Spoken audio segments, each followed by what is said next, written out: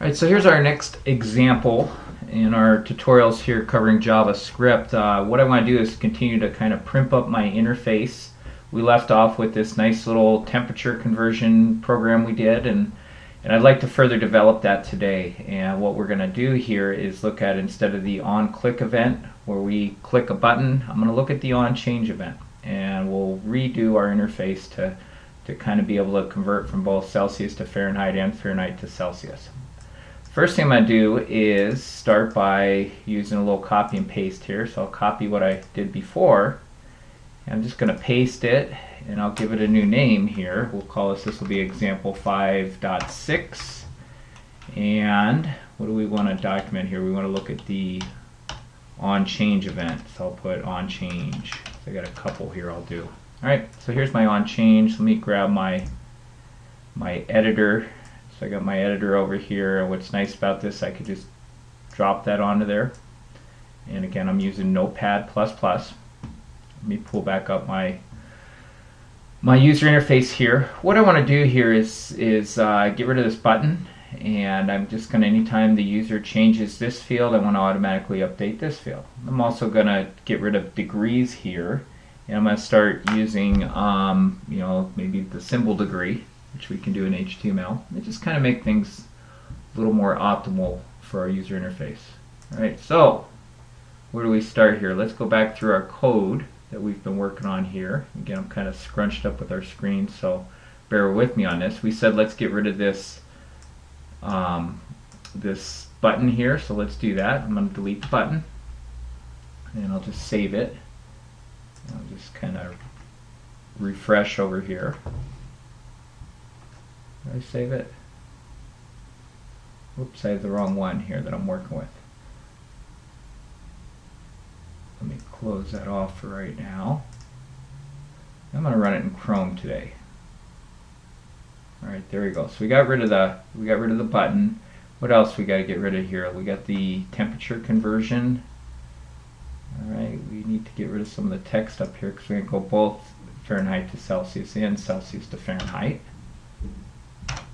Alright, and then instead of using degrees, let me see if I got this from memory. I think it's ASCII character 176, so I say percent, and then pound, and then 176. Let me see if I have that documented right here. Okay, that makes a little degree there. Alright, we'll do the same thing down here.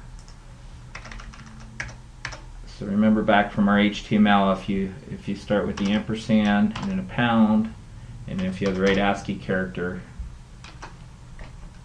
you can go ahead and display that using the degree symbol. Alright, looks a little better. Let me clean it up a little more here. I don't want to say Celsius, let me just say C. And I'll put a little equal sign in here as well. Put the F right there.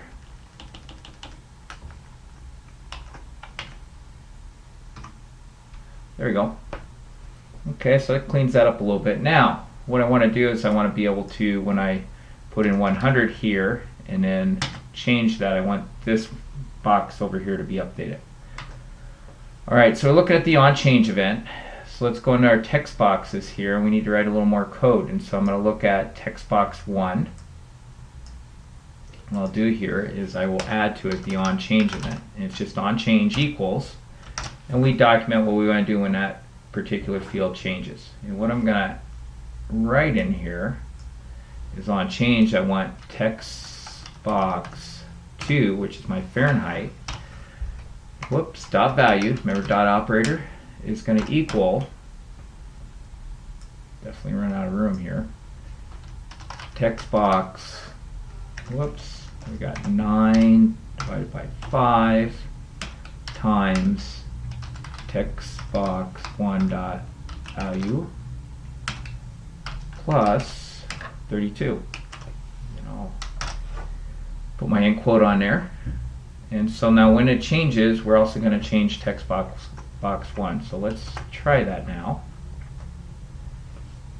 Alright, we'll update our code. I just hit an F5 to update that, and let's change this to 100. And I'm going to use the tab key here. I could just click anywhere else. And boom, it updates this box. All right, I change this, I go over here and I change this to 20. Whoops. And it changes it to 68. Okay, so anytime this box changes, once I leave this box, it'll update this box over here. Pretty slick. Now we should be able to do the reverse as well. So if I put in over here, if I put 32, I should be able to update text box 1. Let's write that code as well. Alright, so we go down to text box 2, and we want to, when text box 2 changes, we'll put an Onchange event. And here we want to change the value of text box 1.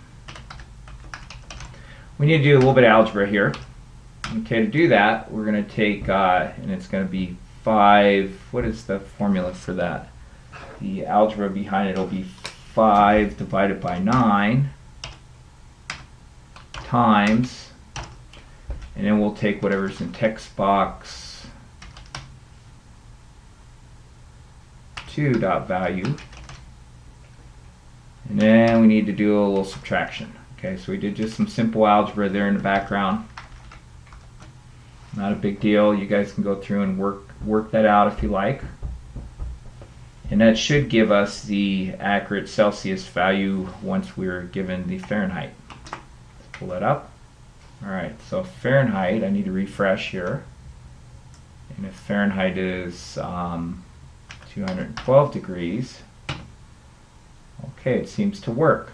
It updates to 100 degrees Celsius. Let me do another one here. I'm going to say if it's 68 degrees Fahrenheit, 20 degrees Celsius. And if it is 32 degrees Fahrenheit, it should go to 0. We can test it both ways here. And that box changes, and it updates over here. Okay, so that's our first kind of improvement or change in our user interface for our temperature conversion.